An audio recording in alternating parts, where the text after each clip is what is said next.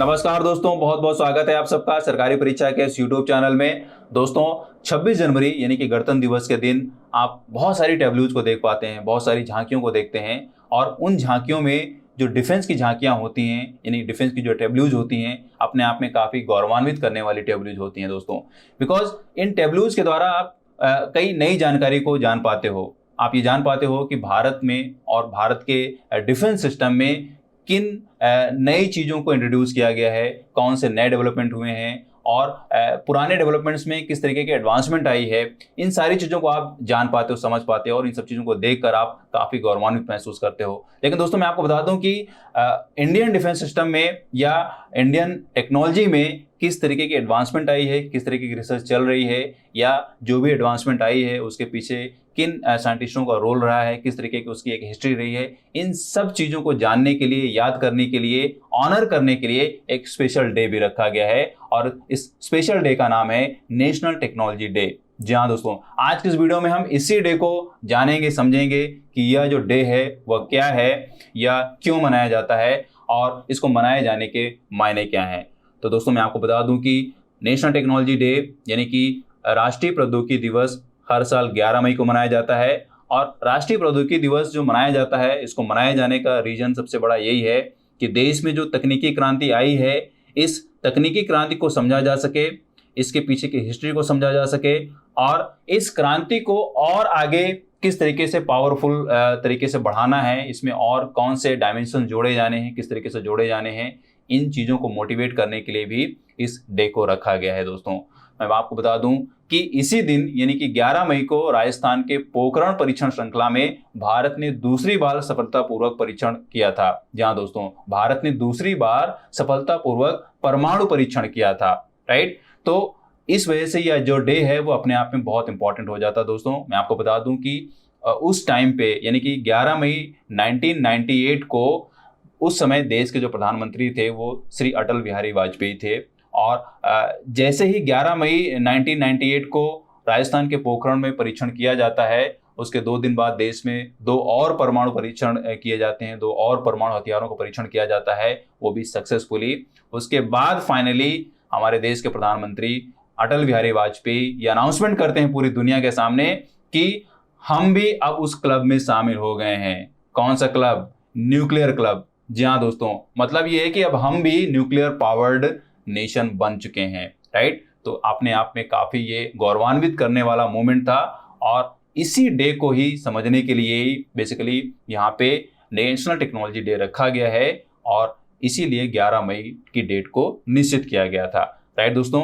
तो चलिए सबसे पहले जान लेते हैं कि नेशनल टेक्नोलॉजी डे जो है इससे जुड़ा हुआ इंपॉर्टेंट फैक्ट क्या है या इससे जुड़े हुए इंपॉर्टेंट फैक्ट्स क्या हैं वो जान लेते हैं, बिकॉज वो आपके कॉम्पिटिटिव एग्जाम्स के पॉइंट ऑफ व्यू से बहुत इंपॉर्टेंट हो सकता है। दोस्तों मैं आपको बता दूं कि जो नेशनल टेक्नोलॉजी डे है वो 11 मई को मनाया जाता है और 11 मई को किस लिए मनाया जाता है? बिकॉज 11 मई 1998 को पोखरण न्यूक्लियर टेस्ट होता है, वो भी सक्सेसफुली। और इस टेस्ट यानी कि इस सक्सेस की एनिवर्सरी को मनाने के लिए ही बेसिकली 11 मई को मार्क किया गया है, यानी 11 मई को डिसाइड किया गया है। तो पहला फैक्ट ये है कि हम 1998 में हमने जो सक्सेस पाई उसकी एनिवर्सरी मना सकें और वो जो एनिवर्सरी मनाई जानी है वो ऑब्वियसली 11 मई को मनाई जानी है।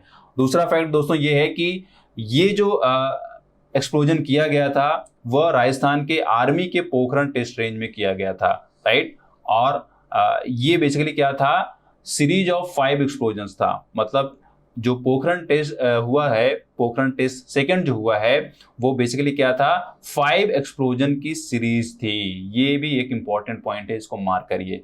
नेक्स्ट अगर फैक्ट की हम बात करें दोस्तों तो मैं आपको बता दूं कि इस टेस्ट की यानी कि पोखरण सेकंड टेस्ट की जो जिम्मेदारी थी, एक तरीके से जो यहाँ पे हेड बनाए गए थे वो डॉक्टर एपीजे अब्दुल कलाम बनाए गए थे। जी हाँ दोस्तों, हमारे देश के पूर्व राष्ट्रपति डॉक्टर एपीजे अब्दुल कलाम को ये जिम्मेदारी दी गई थी कि आपको यह जो टेस्ट है वो सक्सेसफुल करके दिखाना है, एक पॉजिटिव रिजल्ट लाना है, ताकि हम दुनिया को साबित कर पाएं कि हम भी एक न्यूक्लियर पावर्ड नेशन हैं, राइट दोस्तों। और वो होता है, पॉजिटिव रिजल्ट आता है।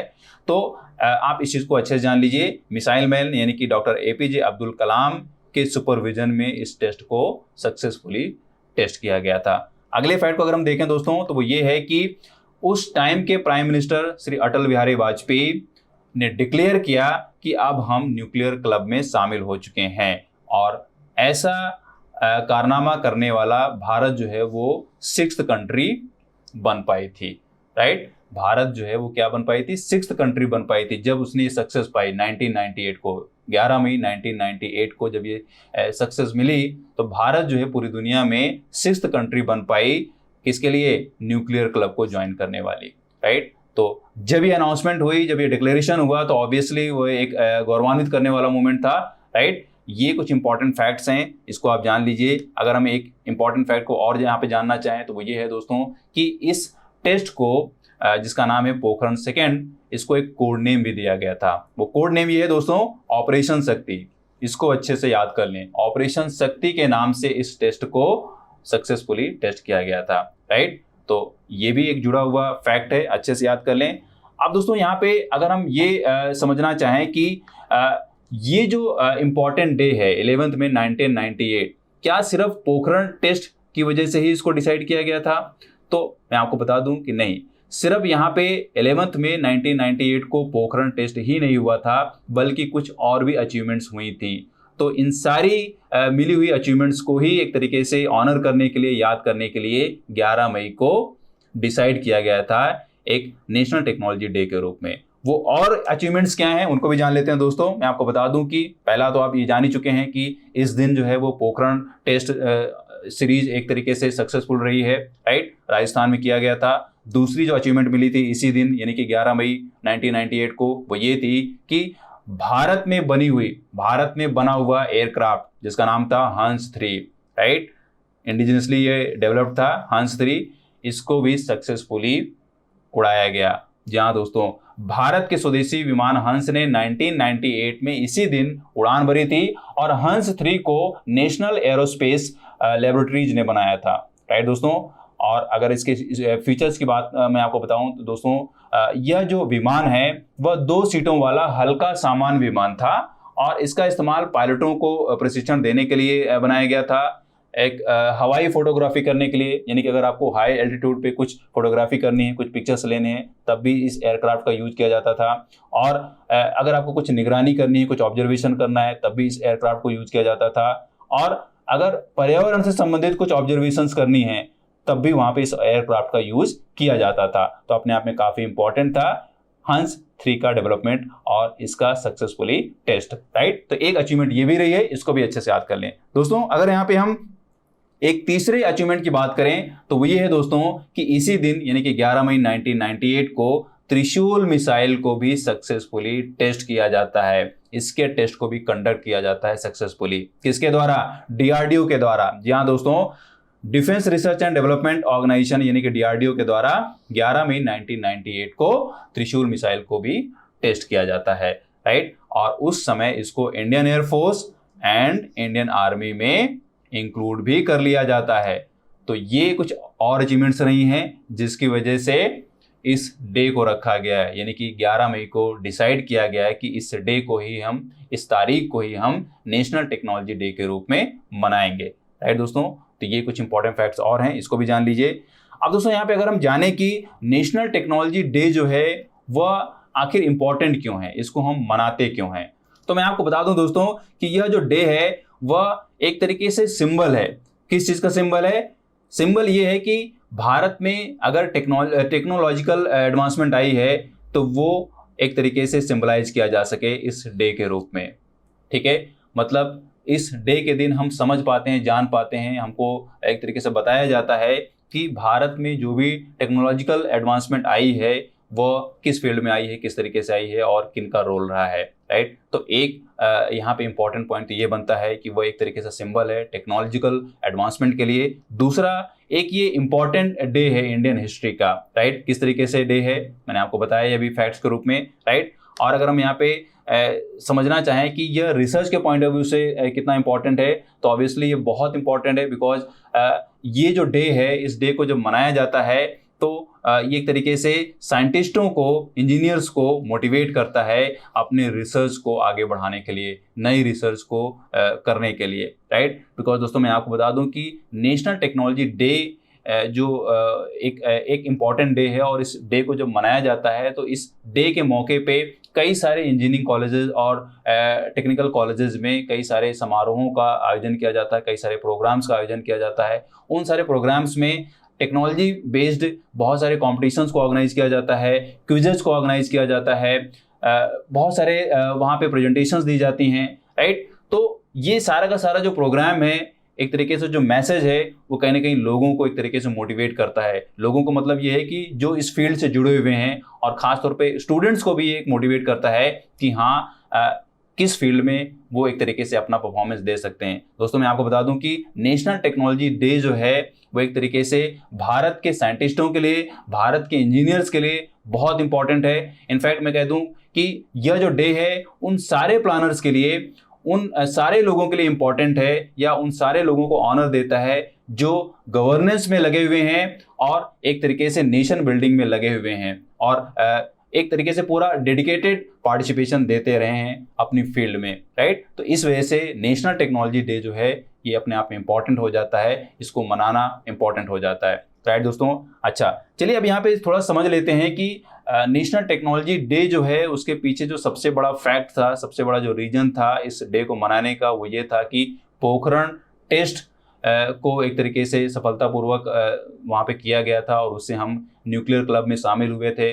तो ये जो एक जर्नी रही है वो किस तरीके से रही है, उसके लिए टाइमलाइन किस तरीके से रहा है वो भी समझना जरूरी है, राइट। तो मोटे तौर पर उसको भी यहाँ पे समझ लेते हैं। दोस्तों, मैं आपको बता दूं कि यहाँ पे ये टाइमलाइन है, आप देखो 1945 से लेकर 1998 तक आप यहाँ पे लगातार अथक प्रयास यहाँ पे चलता आ रहा है साइंटिस्टों का, तब जाके कुछ अचीवमेंट्स मिल पा रही हैं। दोस्तों, मैं आपको बता दूं कि 1945 में हमारे देश के जो न्यूक्लियर फिजिसिस्ट रहे हैं होमी जहांगीर भाभा, उन्होंने Tata institute of fundamental research को इस्टेब्लिश किया था, राइट। बहुत इंपॉर्टेंट ये रिसर्च सेंटर है, ऑर्गेनाइजेशन है। अपने आप में इसको अच्छे से डिटेल में पढ़ लें इसके बारे में, बिकॉज इसके टर्म में भी कई बार क्वेश्चन बन चुके हैं। और डॉक्टर होमी जहांगीर भाभा एक ग्रेट पर्सनैलिटी रही हैं, उनको भी आप अलग से जरूर पढ़ लें, राइट। तो उन्होंने क्या किया, 1945 में Tata institute of fundamental research की स्थापना की और इस संस्था को स्थापित करने के पीछे जो पर्पस था वो ये था कि भारत में न्यूक्लियर एनर्जी के टर्म में रिसर्च को बढ़ाया जा सके, उसको प्रमोट किया जा सके, उसके फील्ड में काम किया जा सके, ताकि भारत में भविष्य में आने वाली जो एनर्जी की रिक्वायरमेंट है उसको पूरा किया जा सके, राइट। फिर क्या होता है दोस्तों, 1967 में इंडिया डिसाइड करता है कि वह न्यूक्लियर वेपन्स को बनाएगा, राइट। मतलब कि न्यूक्लियर वेपन्स उसके पास भी होने चाहिए। 1967 में ये एक तरीके से यहाँ पे प्रोसेस चालू हो जाता है और इसमें जो प्रधानमंत्री रहते हैं 1945 से, मतलब उस पूरे टाइम में जो एक तरीके से सपोर्ट रहता है वो पंडित जवाहरलाल नेहरू का सपोर्ट रहता है। उसमें वो पूरी तरीके से कोऑर्डिनेशन देते हैं कि हाँ, हमें किस तरीके से न्यूक्लियर फील्ड में अपने आप को आगे ले जाना है, अपने कदमों को मजबूत करना है। उसके बाद क्या होता है दोस्तों, 1974 में इंडिया जो है वो अपना पहला न्यूक्लियर वेपन टेस्ट ऑर्गेनाइज करता है, वो भी पोखरण 1 के रूप में, जहाँ दोस्तों पोखरण 1 जो है इसका भी एक कोड नेम दिया गया था। इसका कोड नेम दिया गया था ऑपरेशन स्माइलिंग बुद्धा, राइट। क्या था, ऑपरेशन स्माइलिंग बुद्धा। अपने आप में बहुत इंपॉर्टेंट दोस्तों, मैं आपको बता दूं कि ये जो टेस्ट हुआ था पोखरण 1, वो क्या था, इसका कोड नेम क्या रखा गया था, ऑपरेशन स्माइलिंग बुद्धा, राइट। तो ये आप अच्छे से याद कर लें, ये जो कोड नेम रखा गया है वो किसके लिए रखा गया था, 1974 में पोखरण 1 को कंडक्ट किया गया था, यहीं पे कंडक्ट किया गया था, कहाँ पे, पोखरण में, ठीक है।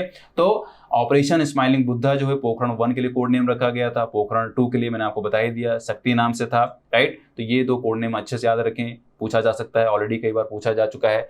और होता क्या है दोस्तों कि स्माइलिंग बुद्धा ऑपरेशन भी एक तरीके से सक्सेसफुल रहता है और जब ये टेस्ट मतलब ये जब टेस्ट सक्सेसफुल होता है 1974 में, तब क्या होता है कि उस टाइम पूरी दुनिया एक तरीके से इंडिया पे दबाव डाल रही थी, इंडिया को एक तरीके से प्रेशर दे रही थी कि आप ये टेस्ट कैसे कर सकते हो, आप एक तरीके से अपना जो कदम है वो दूसरे डायरेक्शन में ले जा रहे हो, मतलब कि आप एक तरीके से विनाशकारी प्रवृत्ति से अपना ये टेस्ट कर रहे हो।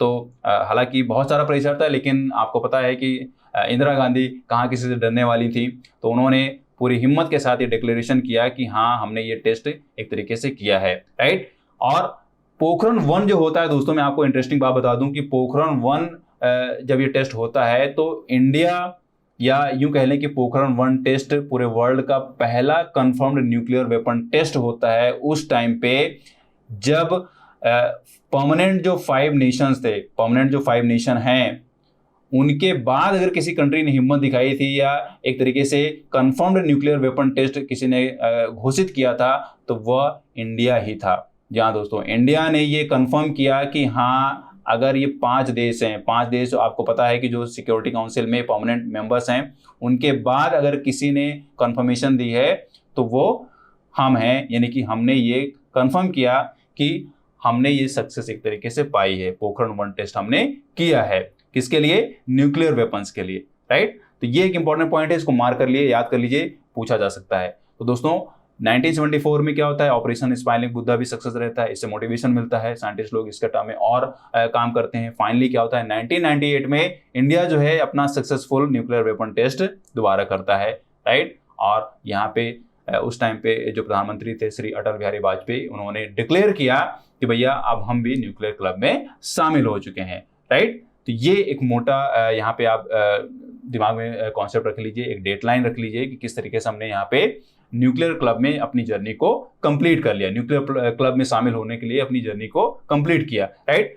और दोस्तों यहाँ पे एक इंपॉर्टेंट बात मैं आपको और बता दूं, वो ये है कि मैं बार बार यहाँ पे न्यूक्लियर क्लब की बात बोल रहा हूँ, तो न्यूक्लियर क्लब एक्चुअली में है क्या, कौन कौन सी कंट्रीज जिसमें शामिल हैं, यानी किन कंट्रीज के पास न्यूक्लियर वेपन के लिए टेक्नोलॉजी है या उसमें एडवांसमेंट है, इसको भी जानना बहुत जरूरी है, बिकॉज ये भी एक इंपॉर्टेंट एस्पेक्ट है, इसका टर्म में क्वेश्चन बन सकता है, राइट। तो दोस्तों मैं आपको बता दूं कि ये कुछ कंट्रीज हैं, 9 कंट्रीज हैं जो बताया जाता है कि इनके पास जो है एक तरीके से न्यूक्लियर पावर्ड कंट्रीज ये हैं, इनके पास टेक्नोलॉजी है कि वह न्यूक्लियर पावर्ड वेपन्स बना सकते हैं, उसमें एडवांसमेंट ला सकते हैं या उसमें न्यू डेवलपमेंट कर सकते हैं। तो इसका थोड़ा सा यहाँ पे 3 कैटेगराइजेशन में मैंने यहाँ पे कर दिया है कि जैसे आप यहाँ पे देख पा रहे हो, nuclear powers under NPT. NPT का मतलब यहाँ पे दोस्तों कि नॉन प्रोलिफरेशन ट्रीटी। यहाँ दोस्तों ये क्या है, इसको थोड़ा सा आगे डिस्कस करेंगे। इस कैटेगरी में ये कंट्रीज हैं United states, Russia, United kingdom, France, China. ये कंट्रीज जो हैं, ये 5 कंट्रीज जो हैं वो क्या हैं, एनपीटी के अंदर आती हैं और ये न्यूक्लियर पावर्ड कंट्रीज हैं, लेकिन ये एनपीटी को मानती हैं। एनपीटी क्या है वो अभी आगे डिस्कस करते हैं। और ये जो 3 कंट्रीज हैं वो क्या है, नॉन एनपीटी न्यूक्लियर पावर्स हैं, यानी कि ये एनपीटी को नहीं मानती हैं, एनपीटी को इन्होंने साइन नहीं किया है। ये बेसिकली एक ट्रीटी है, एक एग्रीमेंट है, वो इन कंट्रीज ने कर रखा है और इनके पास या इन्होंने ये जो ट्रीटी है वो साइन नहीं किया है। कौन कौन सी कंट्रीज हैं, इंडिया है, पाकिस्तान है, नॉर्थ कोरिया है, राइट दोस्तों। अच्छा मैं आपको बता दूं कि ये जो 8 कंट्रीज हैं इन्होंने कंफर्म किया है, बाकायदा इन्होंने डिक्लेयर किया है कि हाँ हम जो है न्यूक्लियर पावर्ड कैपेबिलिटी रखते हैं या हमारे पास टेक्नोलॉजी है न्यूक्लियर पावर्ड वेपन्स के लिए। लेकिन यहाँ पे इजराइल के लिए सिर्फ यहाँ पे सिक्योरिटी जो एक्सपर्ट्स हैं पूरे वर्ल्ड वाइड, उनका मानना है कि इजराइल के पास ये टेक्नोलॉजी है, लेकिन इजराइल ने इसको कंफर्म नहीं किया है। एक तरीके से ये अनडिक्लेयर्ड न्यूक्लियर पावर है। कौन है, इजराइल है, राइट। तो ये आप जान लीजिए, ये कंट्रीज हैं आज की डेट में जिनके पास, मतलब ये टोटल जो है 9 कंट्रीज हैं, 8 ने डिक्लेयर किया है, कंफर्म किया है, लेकिन इजराइल ने इसको डिक्लेयर नहीं किया, कंफर्म नहीं किया है, राइट। अच्छे से यहाँ पे नाम याद कर लें, टोटल नंबर भी याद रखें, कितना है, 9 कंट्रीज, राइट। तो ये भूलना नहीं चाहिए, नंबर्स के टर्म में भी क्वेश्चन बन सकता है। दोस्तों अब यहाँ पे समझना जरूरी है कि एनपीटी क्या है, राइट। एनपीटी यानी कि non proliferation of nuclear weapons, ये क्या है और इसका अस्तित्व कब आया, इंपॉर्टेंस क्या है। तो मैं आपको बता दूं दोस्तों, नॉन प्रोलिफरेशन ट्रीटी, जिसको हम शॉर्ट में एनपीटी भी बोलते हैं, वो एक इंटरनेशनल ट्रीटी है, एक इंटरनेशनल ट्रीटी है, इंटरनेशनल संधि एक तरीके से, जिसका मकसद ये है कि पूरे वर्ल्ड में जो न्यूक्लियर वेपन्स हैं, वेपन्स की जो टेक्नोलॉजी है या इन वेपन्स में जो नए डेवलपमेंट्स हो रहे हैं, करने की जो कोशिश की जा रही है, रिसर्च करने की कोशिश की जा रही है, उसको रोका जा सके, राइट। और जो न्यूक्लियर एनर्जी है उसको पीसफुल डायरेक्शन में ले जाया जा सके, मतलब कि न्यूक्लियर एनर्जी के बेस्ड जो रिसर्च है, जो डेवलपमेंट्स हैं, जो वर्क है, उसको पीसफुल डायरेक्शन में लिया जा सके, या यूं कह लें कि जो अदर रिक्वायरमेंट है एनर्जी के टर्म में, उस एनर्जी को फुलफिल करने के डायरेक्शन में ही हम सिर्फ काम करें, न्यूक्लियर एनर्जी को एक तरीके से यूज करके, राइट। तो एनपीटी का मानना ये है, यानी कि इस संधि का मानना ये है, जब भी कोई इस संधि में हस्ताक्षर करता है, यानी कि जो भी कंट्री इसमें शामिल होती है, तो बेसिकली वो यहाँ पे न्यूक्लियर वेपन्स को एक तरीके से वहाँ पे एडवांसमेंट नहीं ला पाती है, उसके टर्म में काम नहीं कर पाती है, राइट। सिर्फ क्या होता है वहाँ पे पीसफुल वर्क कर पाती है, पीसफुल रिसर्च कर पाती है, राइट। पीसफुल का सबसे बड़ा एग्जांपल दोस्तों ये है कि जैसे आप देखो कि न्यूक्लियर रिएक्टर चलते हैं, न्यूक्लियर रिएक्टर से क्या होता है, बिजली बनाई जाती है, मतलब उसकी एनर्जी को यूज करके बिजली पैदा की जाती है, तो एक तरीके से वो पीसफुल वहाँ पे आउटपुट बनता है न्यूक्लियर एनर्जी का। उसी तरीके से यहाँ पे रखा गया है कि आप इस तरीके से इसको यूज कर सकते हो, लेकिन वेपन्स के टर्म में आप इसको नहीं कर सकते हो, एनपीटी का ये कहना है, राइट।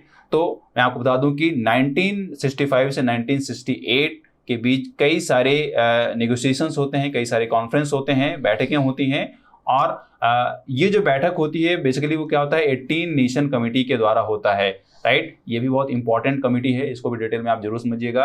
18 नेशन कमेटी जो है वो बेसिकली डिसआर्मामेंट पे बात करती आ रही थी 1965 से लेकर 1968 तक। फाइनली क्या होता दोस्तों, अच्छा ये जो कमेटी है वो यूनाइटेड नेशन स्पॉन्सर्ड थी, राइट। क्या है, यूनाइटेड नेशन स्पॉन्सर्ड थी।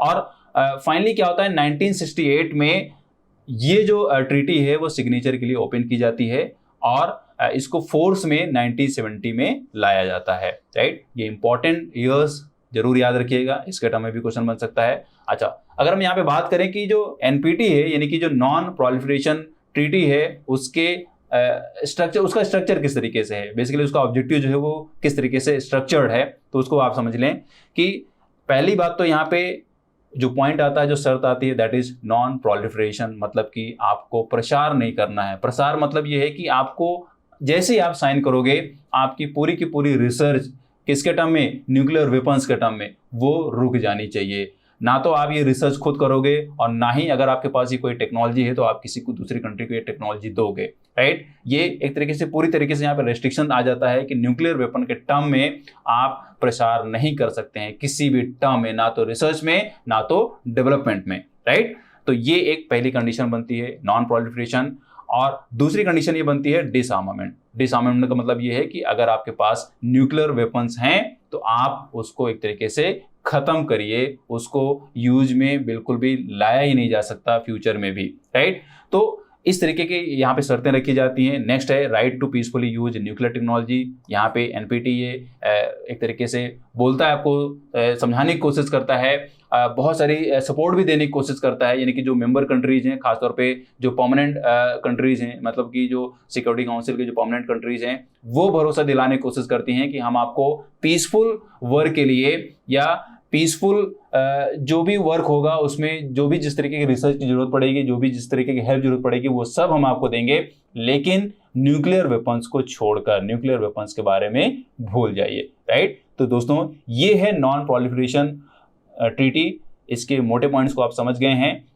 लेकिन दोस्तों मैं आपको बता दूं कि ये 1968 से 1970 के बाद जब ये एक तरीके से फोर्स में लाया गया, इसको एक तरीके से अप्लाई किया गया, तो उसके बाद से इसमें काफ़ी प्रसार आया है। काफ़ी सारी कंट्रीज, मोर देन 190 कंट्रीज इसमें शामिल हो चुकी हैं, उन्होंने साइन किया हुआ है इस ट्रीटी में। लेकिन भारत ने यहाँ पे साइन नहीं किया हुआ है, साथ में पाकिस्तान ने भी साइन नहीं किया हुआ है, और नॉर्थ कोरिया भी अभी आपने लिस्ट में देखा, उसने भी नहीं साइन किया हुआ है।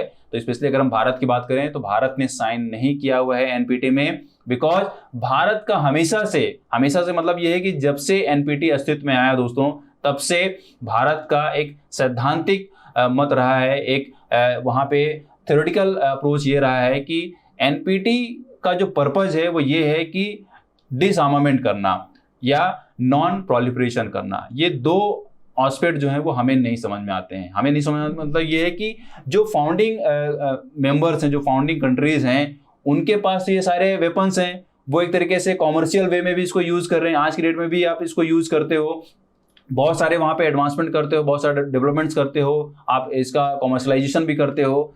तो पहली बात तो ये है कि आप जब इसको एनपीटी को लागू करते हो, किसी को इसमें शामिल करने की कोशिश करते हो, तो पहला तो सैद्धांतिक एक नैतिक जिम्मेदारी ये बनती है कि अगर आप पूरा डिसआर्मामेंट करना चाह रहे हो, न्यूक्लियर वेपन्स को डिसआर्म करना चाह रहे हो, तो पहले तो आप अपने यहाँ पे वेपन्स को ख़त्म करो, राइट। जब आप ये करोगे तभी हम इस पर साइन करेंगे। पहला मतलब कि वहां पे नैतिक सैद्धांतिक मत भारत का हमेशा से यही रहा है कि अगर आप इसको करना चाह रहे हो तो पूरी तरीके से होना चाहिए, उसमें किंतु परंतु नहीं होना चाहिए, कोई भी डायलॉग नहीं होनी चाहिए, कोई भी स्ट्रेटजी नहीं होनी चाहिए। अगर इस चीज को खत्म करना है, सिर्फ पीसफुल डायरेक्शन में ही काम करना है, तो सारे लोगों को इसमें खत्म करना पड़ेगा, राइट। चाहे वो ट्रीटी के अंदर हो, चाहे वो एडिशनल कंट्रीज हो, मतलब कि वो ट्रीटी के बाहर वाली कंट्रीज हो, सबको डिसआर्मामेंट करना पड़ेगा, न्यूक्लियर वेपन्स का डिसआर्मामेंट करना पड़ेगा, तब भारत वहां पे साइन करेगा। ये इस तरीके की कंडीशन रही है, इस तरीके का सैद्धांतिक मत रहा है एनपीटी के लिए भारत का हमेशा से, राइट दोस्तों। तो ये आई होप आपको समझ में आ गया होगा कि किस तरीके से यहाँ पे न्यूक्लियर वेपन्स के टर्म में भारत की जर्नी रही है और उसके टर्म में किस तरीके के साहसिक कदम उठाए गए हैं, किस तरीके के साहसिक रिसर्च किए गए हैं और अचीवमेंट्स भी हासिल हुई हैं, राइट। और ये जरूर हमें आज गौरवान्वित करता है कि हम किसी भी फील्ड में कम नहीं है, राइट दोस्तों।